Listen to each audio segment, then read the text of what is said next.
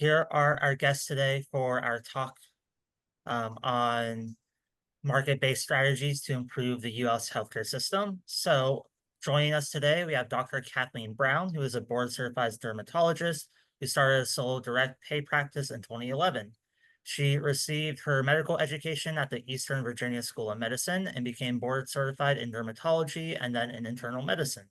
After working at Johns Hopkins and then the Bay Clinic in Coos Bay, Oregon, she moved to Montana with her family, where she helps other physicians succeed with their third-party fee practices. Yeah. She has recently opened Montana Dermatology, a part-time mobile direct pay dermatology practice. She's also a director on the board of the Frontier Institute and stays involved with the Free Market Medical Association. We also have Jack Brown, who received his education at the United States military at West Point and at the College of William and Mary.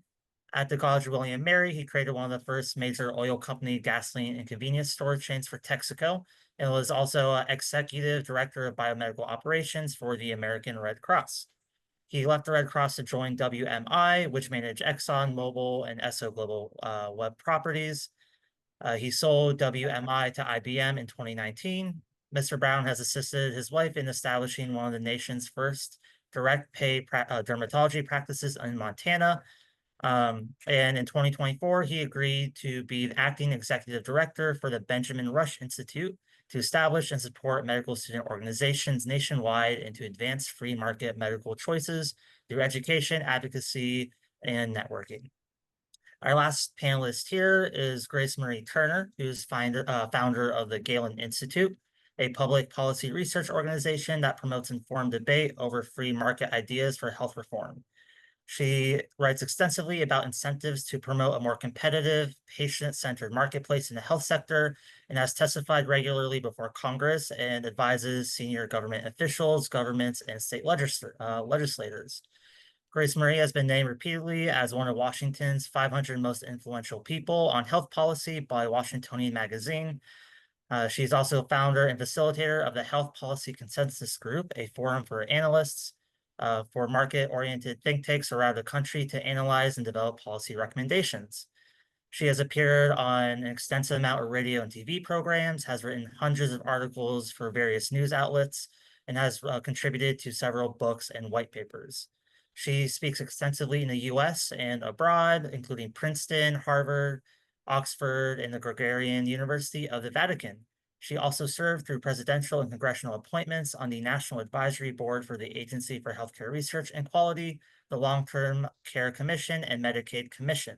So join me in welcoming all of our guests today as we learn a little bit more about market-based strategies in the U.S. healthcare system.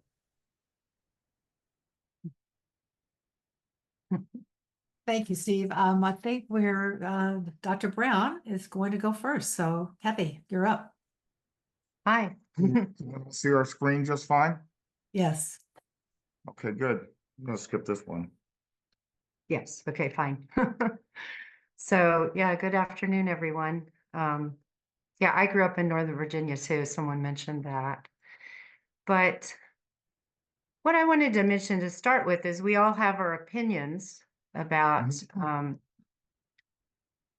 what an ideal healthcare system would look like. And I like the movie Oppenheimer. Theory only takes you so far. We don't really know. Are we right? Are we wrong?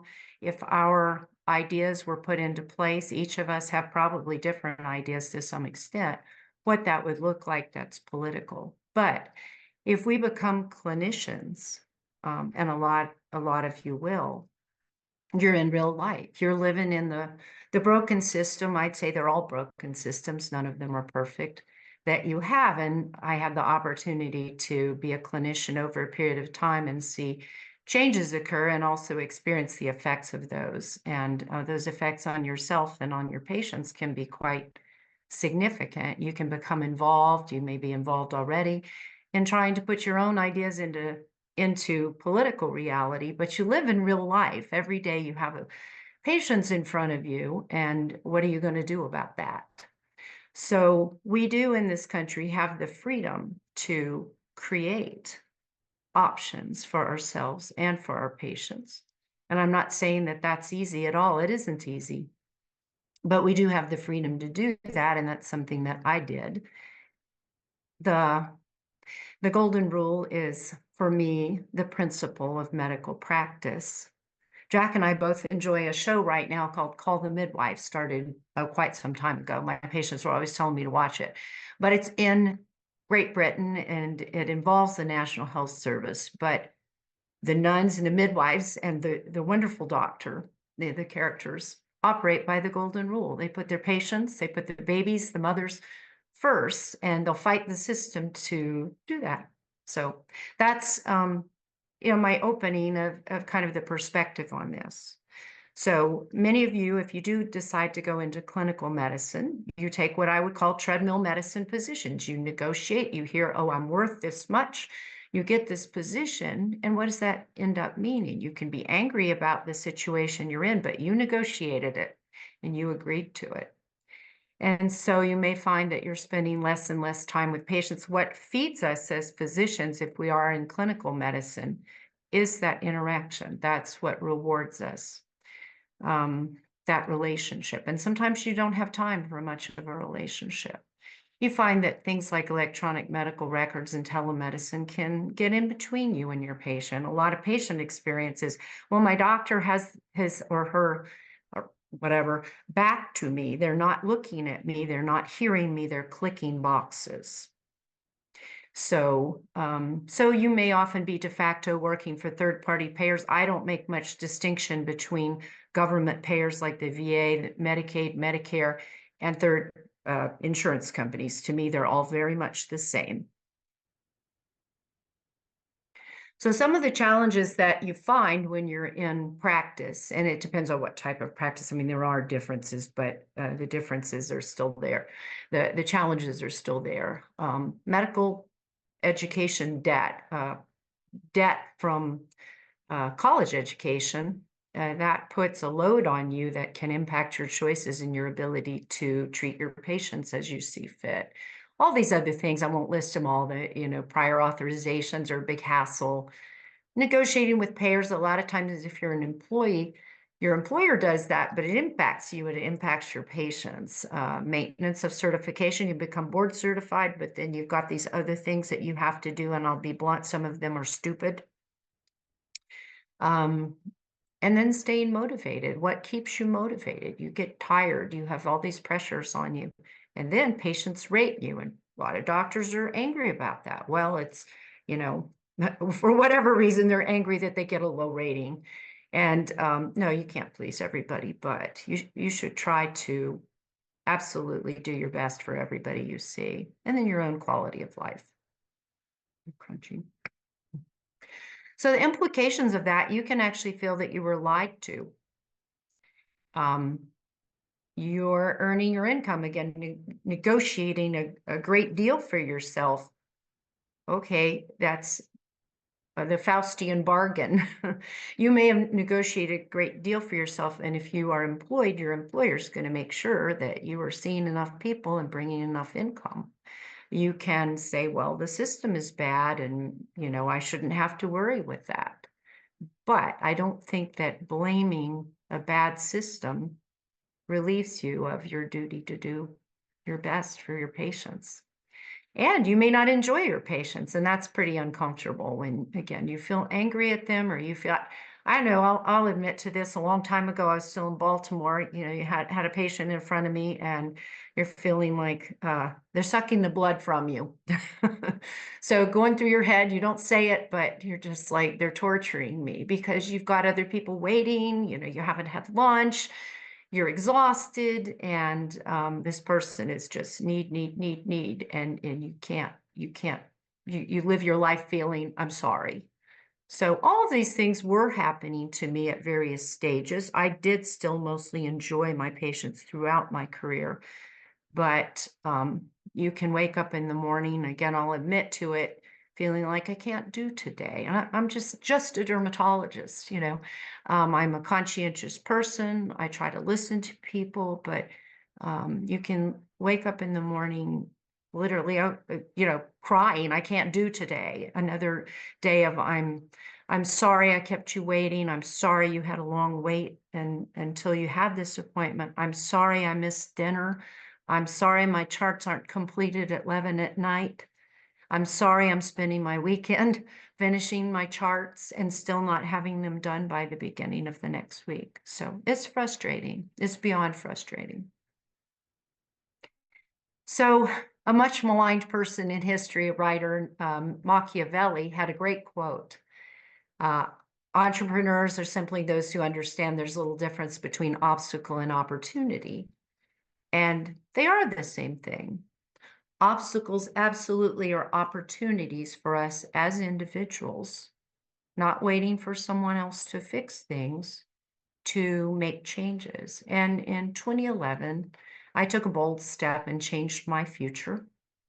There were physicians around town. I was in a small town, Coos Bay, Oregon. We were there for 21 years and we loved being there. And I loved my patients. And I had often like 4 generations of patients in my practice. And people said, this can't be done. Particularly physicians said, who will come to you?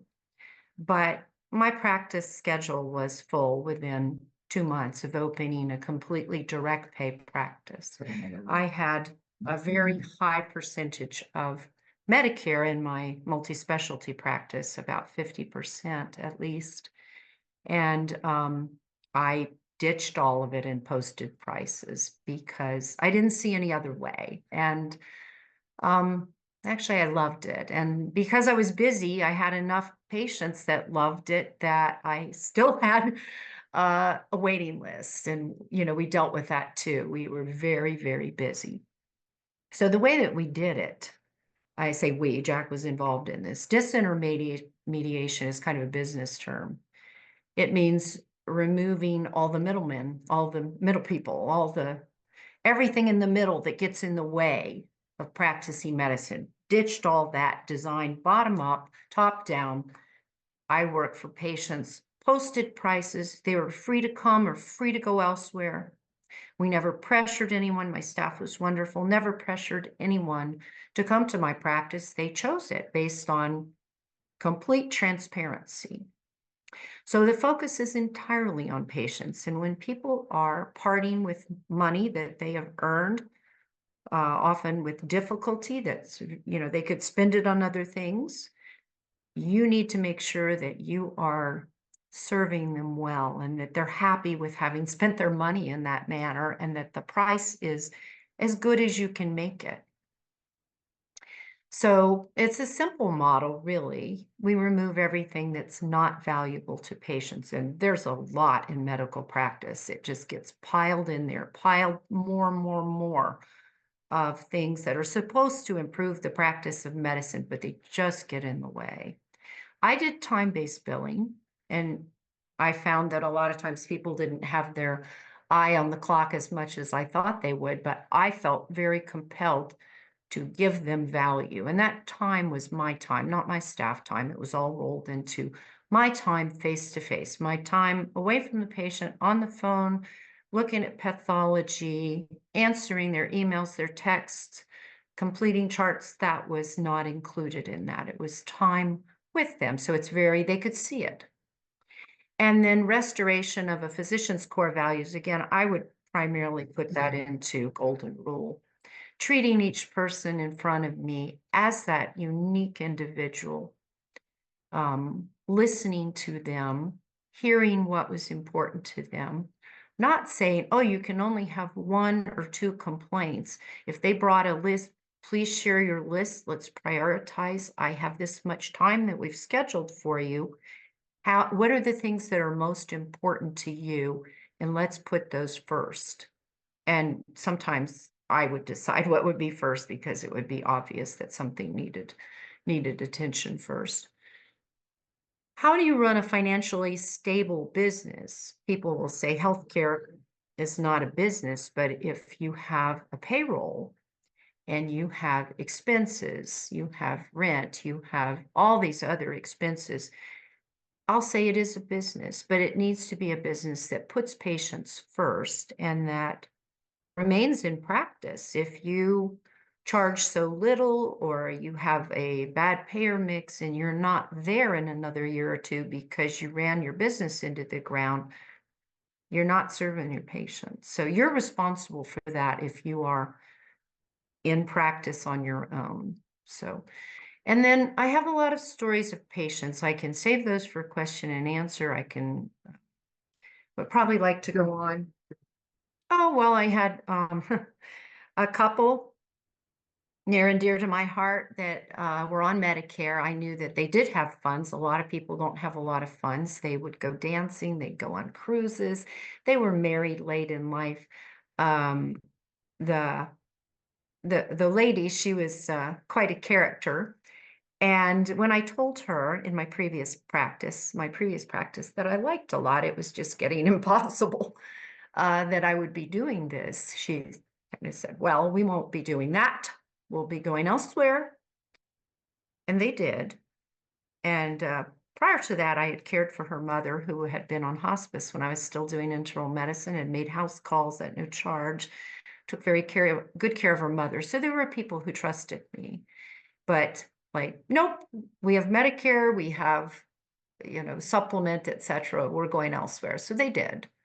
And then her husband came back in a few months later, and he was up at the front desk, and I happened to be walking behind, and he said, would she take us back?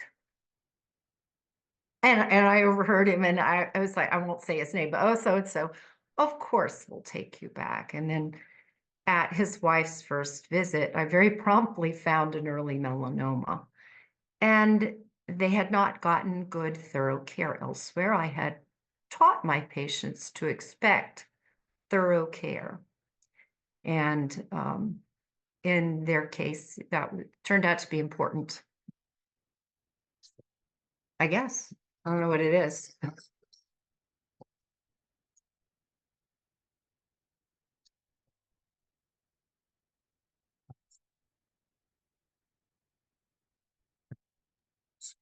Maybe So, one more story, or Jack, you got it, go ahead. yeah, really, really quickly. So what happened was I was very worried about bad debt because we took cash, we took credit cards, we took salmon, whatever they had to pay us with. But I was worried about, that we were going to have bad checks or we were going to have whatever. And then how many bad payments did you wind up with? Well, no bad payments, but can I tell the straight? So, yeah, that practice in Oregon, I'm talking about my Oregon practice because it was a very full-time practice. Here in Montana, he's 66, I'm 65. We are, we have other priorities at this point, family and outdoor recreation, and we're semi-retired, but it was a very full-time model. So almost 8 years, we had a not check cashing, but a merchant system. So we didn't have bad checks. We took cash, checks, credit cards, mostly credit cards. But I had 5 people who underpaid me for a total of less than $800 in almost 8 years. It's absolutely astonishing. I never sent anyone to collection. There were people who forgot their wallet. Literally forgot their wallet or said they forgot their wallet. I used paper charts. At that point, electronic records were very immature. I used paper charts. I kept it on my desk. A week or 2 had gone by. I'd call the person. I didn't reach them. I left them a voicemail. They come in the next day and they paid. Absolutely astonishing to me how good people were. A lot of my colleagues, dermatologists, have done direct pay. A lot of them are very nervous about this. A lot of them take payment up front. We did not take payment up front. We took it at the end of the visit. People did not walk off. They saw that they were treated nicely, they were cared about, they got free samples, they got help in finding affordable prescriptions. I mean, literally, we genuinely care about people. And they saw that. And well, a lot of medical practice is not happy. You have to give bad news, but the relationship is the happy thing that you're able. A lot of people I'd never seen before. I was able to open to new patients because My previous practice was so busy that I closed to new patients. So I had a lot of new patients. I also had, so we were able to do a solution to the problem of being booked out. We had a walk-in, same fee, but people would come sometimes from many hours away. They'd sit in our courtyard, which was heated in the winter, and until we opened, and they'd wait hours sometimes to be seen on that day. It was once a week. And another astonishing story is that they would thank me and they'd thank my staff, even though they had this lengthy wait sometimes. And what they valued was access. I'm worried. I want this thing, this lesion, this rash. I'm itchy, seen, and that they could get in and see someone who knew what they're doing. They had, double board certified, lots of experience. One more story, quick, is I had one young man who was on Oregon Health Plan, which is Oregon's Medicaid, very interesting system. A lot of things not covered in dermatology by Oregon Health Plan. I didn't take Oregon Health Plan in this model, just cash. People would come in with a little Post-it note from my staff. She brought $60. She brought $80. She brought $40. So I would know right up front what we were working with. And they would leave with sometimes less than what they brought in and a big smile on their face because they got more than what they expected in terms of service and samples and help with prescriptions. And it maybe costed them less. But this one young man came in. He had mollusca, a lot of little, it's a viral condition, on antecubital in front of his elbow, and also itching. And he had been prescribed a super potent corticosteroid by somebody who didn't know what they were doing, didn't make the right diagnosis, already had atrophy, which is hard to fix. And eczema in that little area, and the mollusca. So nothing had been fixed. And in fact, a new problem had been caused. He'd seen 3 other providers of various different qualifications. So this is my education, my eye-opening. I said something about this lady who is a nurse practitioner who's practicing dermatology, not under supervision of a dermatologist. And I said to him, I said, well, she's not a dermatologist. And he didn't care. That was not what he was just like, do you know what I have and can you help me? And yeah, so I learned something there. And yes, I knew, and it's bread and butter, easy for me. I knew exactly what to do. And again, he left thrilled, both on the cost of it, because he'd seen 3 people who were, quote, free at the cost of getting a side effect and not having his condition diagnosed or treated properly. So did we have one more slide? I think. Yeah. So patients get this model. And again, we spent a lot of time educating. And if it wasn't something that was something they wanted, they do have other choices. There's other people they can see, maybe not. Maybe they've got to drive a distance. Maybe it's not someone who has my type of qualifications. Maybe they can only have one thing seen at a time, but they do have other choices. Nobody's forcing you.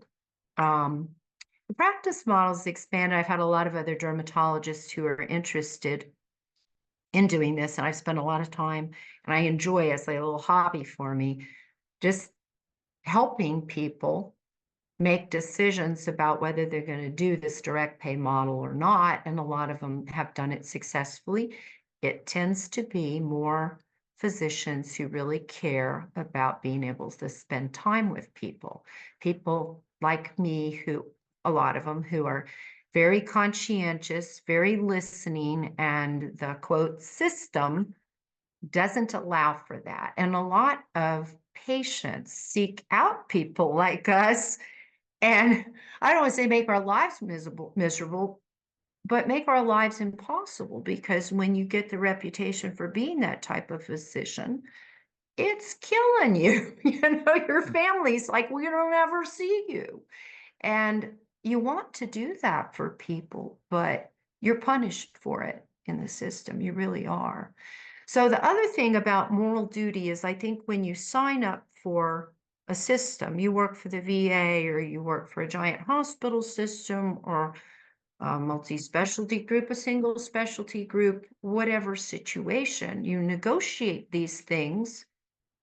You have to give something in return, and then you can rail against it. Believe me, I've done it. You can say, this is bad, this is wrong, I don't like it. Those evil employers who don't care about my patients. Well, you signed up for that, and you can say, I have no choice, and you can blame the system. But I don't think that relieves you of a moral duty to give good care. It might be abbreviated care. That might be okay, but you have a duty to give good or great care. And so that's where I can be a little judgmental. But it is possible to provide excellent care, and the way that I found it possible to do that as conditions changed, and sometimes those are very unique to a state or geographic area as they were to me, but I found a way to provide really excellent care, I think better care even than what I think I always gave great care, but I think the care was better, especially for people who fall through the cracks, people who have high deductibles, people who are very elderly and need the extra I mean, genuinely need that TLC, and I'll skip the story unless we have time for it. Yep. So.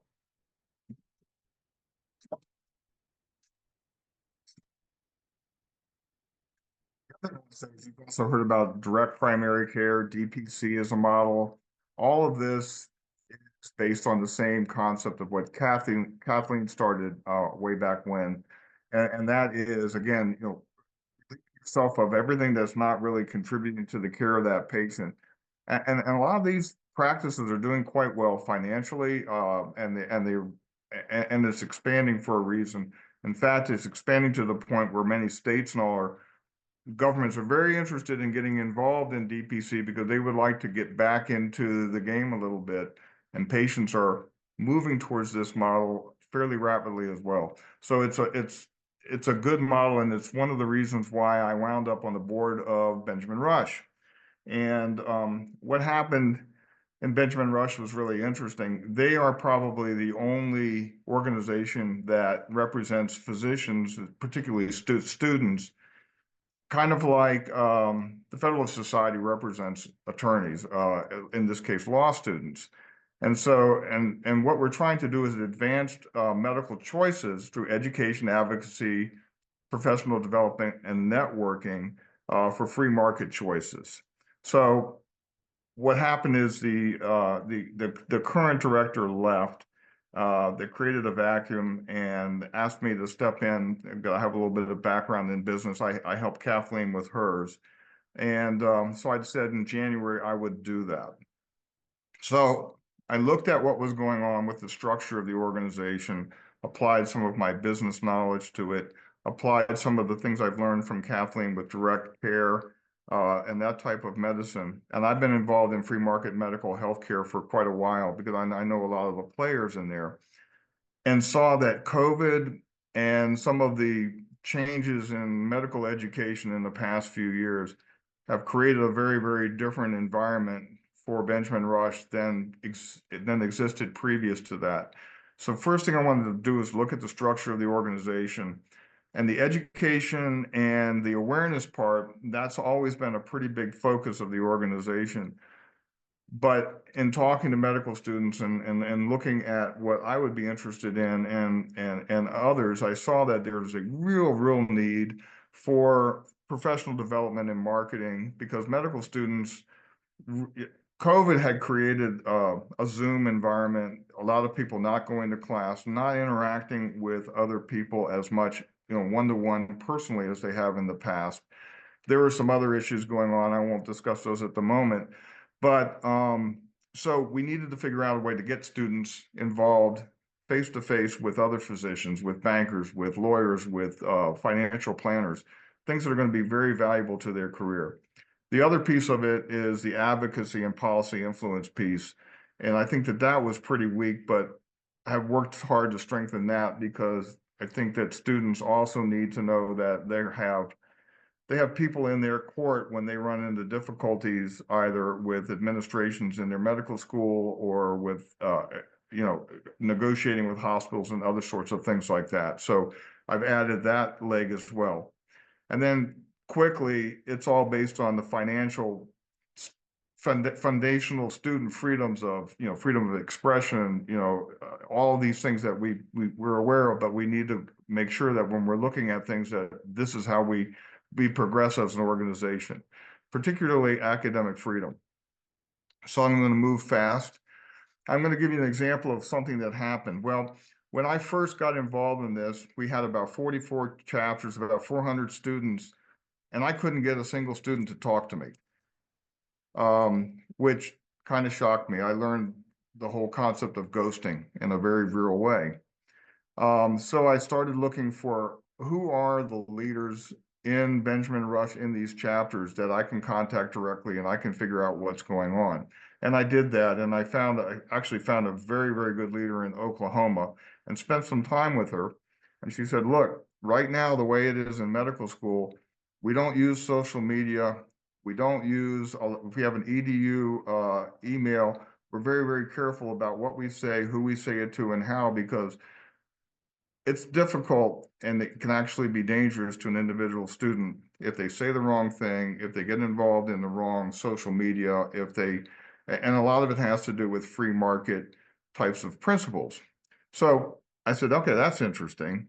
And she said, but there are ways we can contact students. They trust other students to a point. And so we've started creating a secondary network. And I created an opportunity with the Free Market Medical Association, which is a very, very big, one of the original organizations.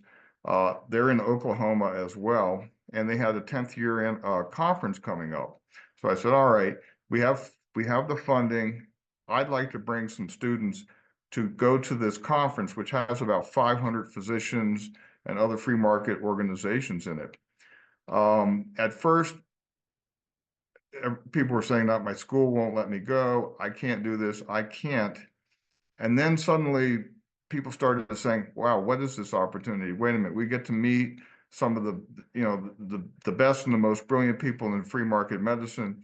Next thing I know, I have over 80 students that want to go from all over the country. And I had to actually stop it because we didn't have any more room for them. This was just in last April. And it was really amazing what happened in this, because the students who had not had this kind of exposure in medical school were able to suddenly meet. You can see a picture of them there. That's not all 80, because some of the students did not want their pictures taken because they were afraid that they'd be identified and that they would suffer some consequences in medical school if they did, including loss of scholarships, loss of opportunities for residencies. And it's pretty brutal. In some schools, what's going on with students who are just interested in learning about talking to somebody like Kathleen. They may not even agree with it. They may be, very, very staunchly in a different camp, politically. But the fact that they wanted to at least understand what the opportunities were, they were not able to get to those. Here's what happened, and this was really amazing, and it was not just on a student level. When the students showed up in Oklahoma, they were sitting over on one side, and the 400, 500 medical doctors and stuff were over, and the business people, insurance company, all the industries involved in free market healthcare. So I'd grab a couple students. Hey, here's a world-renowned surgeon. Stick them together. They'd start talking. Next thing you know, this upper left-hand corner, you get another student, then another. All of a sudden, he's got an audience, 15, 20 students. Boy, the surgeon's coming over to me and saying, this is wonderful. I can remember when I was in medical school, I would love to help these people. And they all exchange information. And it went on and on like that for 4 days. In the end, it was so incredibly gratifying to see that just open communication and understanding of what options are available to you and starting to form the relationships. That's what they really, really were looking for. And so It was really fun to have the medical student energy. It was great. Yeah. Direct Primary Care Coalition. They were so inspired, they paid to bring all these 80 students out to this place for dinner where they could play, Frisbee and all that sort of stuff. And so there's a lot of organizations that just dying really to have students come out and visit them, and they'll come to the students. So our goals are, we want to have we want to expand this beyond just the 44 medical schools. And I'm working really hard right now with Federal Society and some others to try to figure out how we can work together to make this model expand and grow for medical students.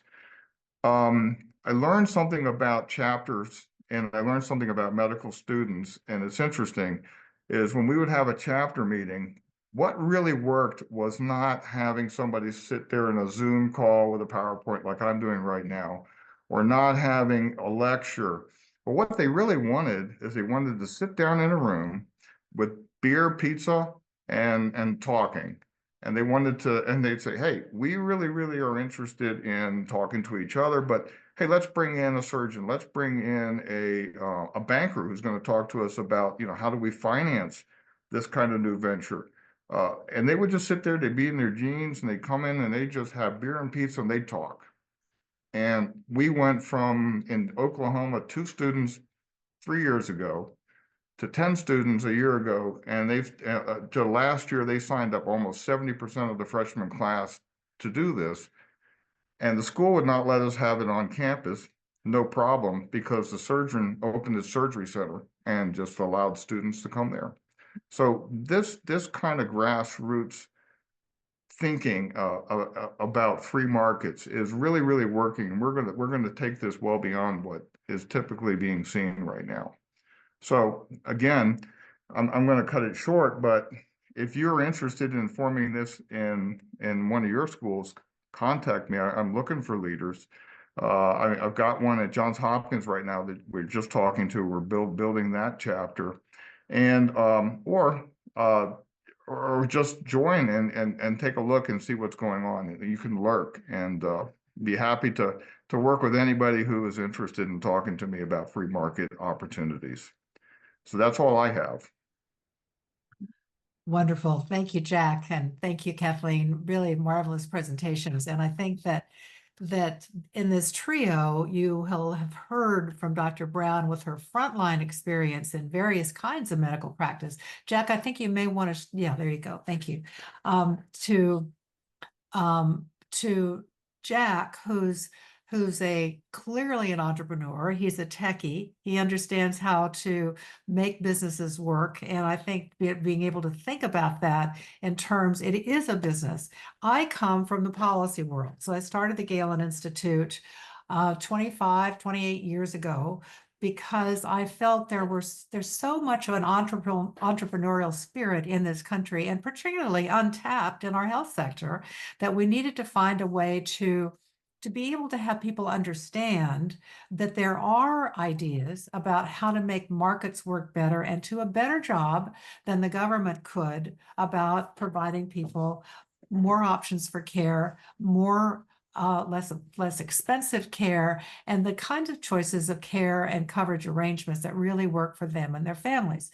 Now, that said, I know, and we all know, that there are enormous frustrations with our healthcare system, and Dr. Brown indicated that, and not only from physicians, from patients. I don't know if any of you have tried to get an appointment with a dermatologist recently, but you can wait. I live in Northern Virginia. We'll work in Northern Virginia. You can have a 6 or 8 month wait just to get a regular appointment for a checkup. So there's, I think, a really important effort to try to figure out how do we fix that. Physicians are leaving practice because they're so frustrated with the current system. And there are many who think, and Physicians for National Health Service believe, that if the government just controlled the whole thing, it would all work better. But I think that we have a lot of evidence to suggest that maybe that's not the case. Mark Hawley, who's a professor at the Wharton School of the University of Pennsylvania, has done a paper for the American Enterprise Institute where he basically says, there really isn't much of an unfettered marketplace in the United States health sector, that it's primarily controlled by bureaucracies. And I agree with Dr. Brown also, whether or not at this point it's a corporation, a gigantic megalothic global company, or the federal government or state government, they all operate on rules and regulations. And so the patient is really just a kind of a commodity in that payment system. How do we get paid for doing this? And oh, by the way, we need a patient to do that so we can bill, rather than the kind of approach that Dr. Brown has talked about the doctor-patient relationship. That's the founding principle of the Galen Institute. We have to strengthen and provide a system that supports the doctor-patient relationship. And right now, with the third-party payment system, everybody's listening to what does government want me to do? What does my employer want me to do? What is the insurance company saying I can do? And it's such a distortion. When I first started the Galen Institute, I had an opportunity to meet the then president of the Mayo Clinic.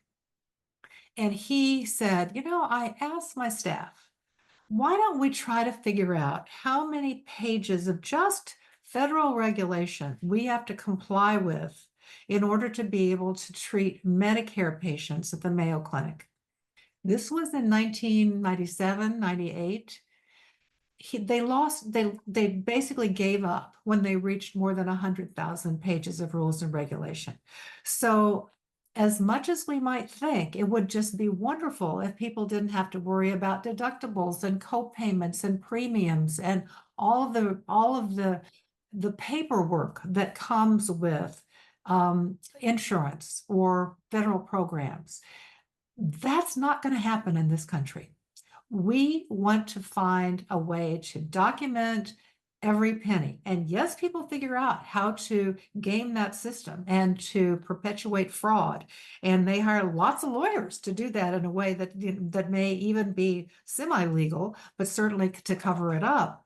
But the only way we're going to get to a system that I think actually helps to put the doctor and patient back in charge is to change the payment system. So that's really what we work with the Galen Institute, is figuring out how can we do a better job of giving consumers choice, forcing the marketplace to organize not around all the rules that these bureaucracies are making, but around the needs of the patient. And I think particularly that we need to focus on how do we make sure we're taking care of the most vulnerable? That's a role for government.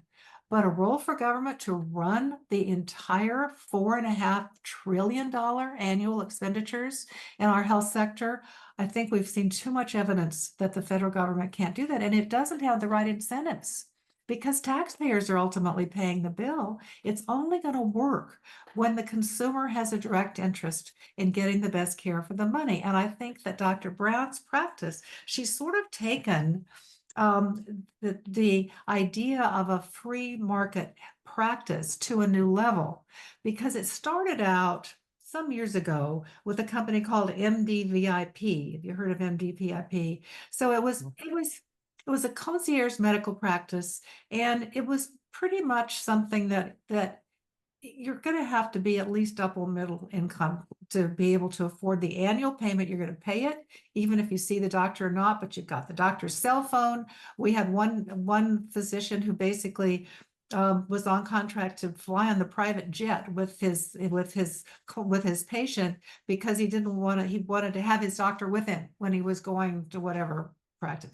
So that was kind of setting a new model, and there still are MDVIP practices, and they're very selective about the physicians that they select, and people pay an annual fee for this. But then other physicians said, well, maybe we can start something called direct primary care. So primary care physicians could say, well, how about if I charge maybe just a monthly fee or a smaller annual fee? And some physicians may charge a family rate. I mean, the nice thing about this is it's not directed by government. So you can experiment and find out what works. So having a dermatologist, which is a specialist, you're not going to necessarily expect that you're going to need to see Dr. Brown every month or every 2 weeks, but episodically, you want to be able to get into the practice without a 6-month wait. So you just pay her rate. And obviously, that works. So there are a lot of, and we have another physician who basically has a family rate that the first one, the mom may be $50 a month, the dad and $30 a month, and each individual child up to 4 children is another $10 a month, so that they do it in a different way to make it work for the patients.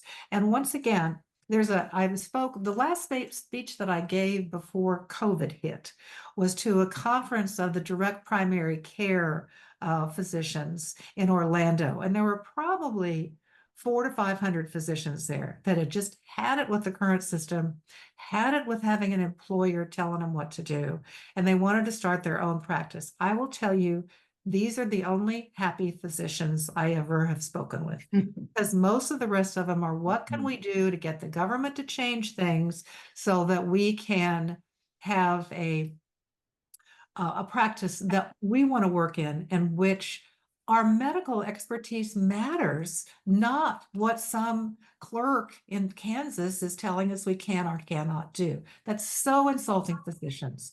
And how many years did you practice, Dr. Were you in medical school, Dr. Kelly? Probably for, I don't know, 10, 15 years, including your residencies.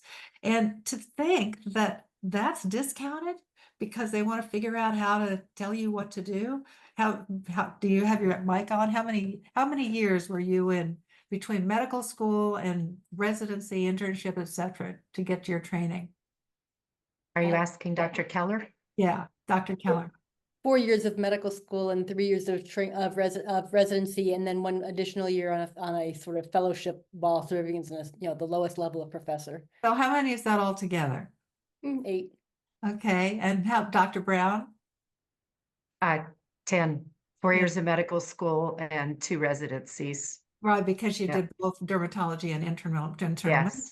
I mean, it is mind-boggling to me that the system so diminishes the expertise and the care and compassion that physicians bring to their practice. I mean, there's a lot of other things you could have done.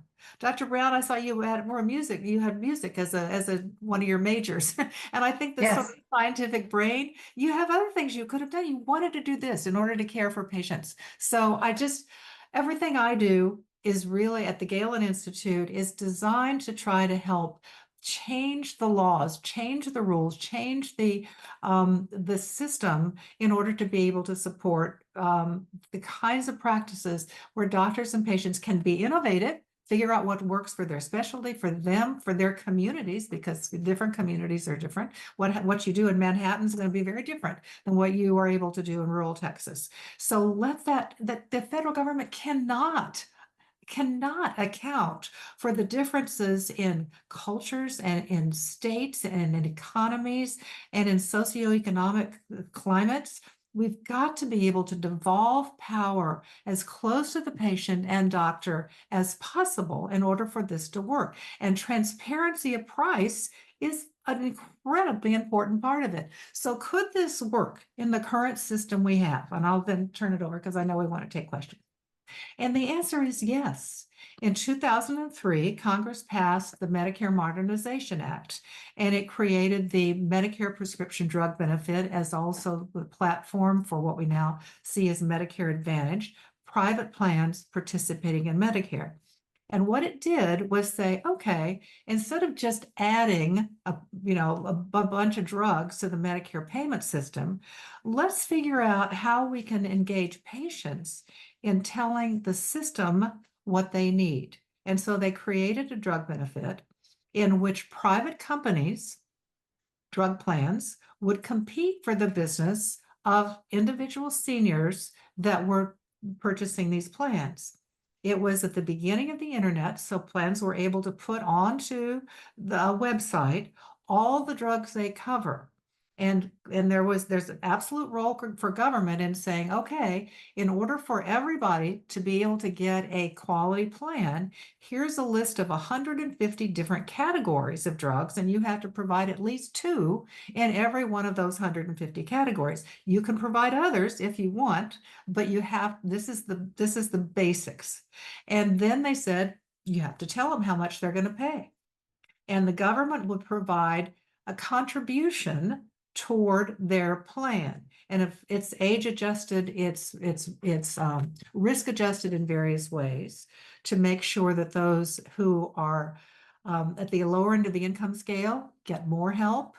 And if you, I think it was Humana that came out with a drug plan, and its initial price was $1.87 a month. And why could they do that? Okay, well, they basically were using the drug plan as a way to say, well, we'd also like you to sign up for Medicare Advantage plan and have your drug plan be part of the larger health plan, which is really going to be something that's more like the kind of coverage that people would have if they have job-based coverage. Again, this is now 20 years ago. So a lot of things have changed in the meantime, not necessarily gotten better, but at the time, the plans had an incentive to figure out how can we provide the most number of drugs at the lowest price and get the most number of subscribers. And this program, when I knew friends and met one of my senior fellows, Doug Badger, one of my former senior fellows, was the guy at the White House who was President Bush's primary advisor on health policy, who helped design this. And he said, we had no idea if anybody was going to show up, any companies were going to show up and offer this drug benefit. Lo and behold, they flocked to this. And the Congressional Budget Office, my friend Doug Holtz-Aiken at the time was in charge of it, they estimated how much the drug benefit was going to cost. And they were way overestimated the cost. It kept prices down. 95% of seniors were happy with this coverage. Now, I will tell you that a lot of changes have been made recently and since then that are diminishing this drug plan with new mandates, new requirements. Drug prices this year, the average price of the drug plan increased by 20%. It could go up by 50% next year. And that's because of government intervention that's basically mandating, oh, you have to have your catastrophic level at this. A lot of changes to the plan that are turning it more into traditional Medicare than the consumer choice product that it was designed to be in the beginning. We know this works. We have tried it on a national scale. There are a lot of other examples I can give you. But my bottom line right now is that we are never going to be able to have the government manage our way out of this. We're never going to be able to price control our way out of this problem. Whether we say we want the prices that the French have, good, but what's going to happen with innovation? The United States is the medicine cabinet for the world. And that's because we pay way more than our fair share of the innovation that goes into a drug. When Senator Sanders says, you know, the ingredient cost in Ozempic is $5, right? Who in what laboratory is going to start pouring chemicals together to be able to figure out which $5 worth of drugs are going to work in order to create and produce the drug to treat this particular disorder? Who's going to pay the hundreds of millions of dollars and years of clinical trials before a drug comes to market to be able to see if the drug is safe and effective? The United States is doing that. We need to figure out, just as with NATO, other countries need to pay their fair share of the innovation costs. They just want the ingredient costs. Okay, fine, but you're not going to have any new drugs. And then I'll close with this. My friend and colleague, Tom Phillipson, he was the acting chairman of the Council of Economic Advisors in the White House in 2017-18, and currently is a professor at the University of Chicago. And he has done an analysis of the most recent intrusion into the innovation ecosystem, the Inflation Reduction Act. And he says that we can anticipate over the life cycle of a drug, 135 fewer new drugs. They're already being pulled from the medicine chest because of a new system of federal price controls on the most popular, and I would venture to say, most effective drugs in Medicare. He says this is going to lead to a loss of 330 life years over this same life cycle. We must continue to have innovation. Government trying to get European price controls, think they can run everything, create a new program, put more and more money into those programs is not going to solve the problem. We cannot build enough hospitals to treat all the people that are going to be needing care and not having the drugs and devices and other treatments if we interfere with this innovation ecosystem. And can I share my screen just very quickly? I want to just show you something you can find on our website. So share, let's see. Screens, Here we go. Okay, so here we are, share. So I've created a system of pocket cards. First of all, if you go to the Galen Institute website, galen.org, you will see up here an American Renaissance in the Care of Health. So we've created a series of pocket cards you can see here. And this gives you just kind of a little overview about really changing the conversation. We can't price control our way to better health. Innovation and medical process are essential for the breakthroughs that's going to support longer, healthier lives. And without continued innovation, we're going to die sicker. We're going to be sicker, die sooner, and have a lower quality of life.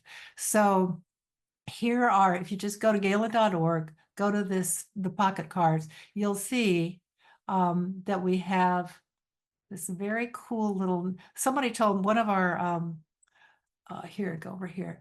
One of a member of Congress said, we're tired of white papers. We don't want any more white papers. So we created this little series of pocket cards so people could just have some top line, big picture that government programs are running out of other people's money. We have to have more innovation, but innovative ideas get snuffed out by government. It's just as the doctor-patient care system does. So there are 14 of these cards on a lot of different subjects and issues. You could also print them out here at the top. So you don't have, because this requires some printing expertise to print them this way, but these are just, turning these into one page fact sheets. So you can see what we're talking about here. So anyway, go to galen.org and go to the Renaissance of Innovation at the top of the screen.